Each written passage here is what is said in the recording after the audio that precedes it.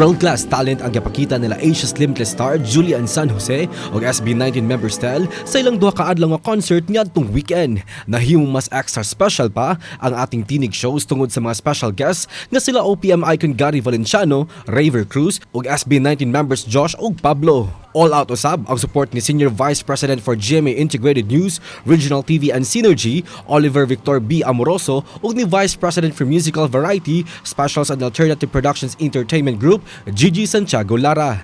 Nakatigom og mga donasyon atol sa concert alang sa Operasyon Bayanihan sa GMA Kapuso Foundation. Samtang gianunsyo sa concert nga kompleto na ang upat ka mag-coach sa The Voice Kids nga si Pablo sa SB19.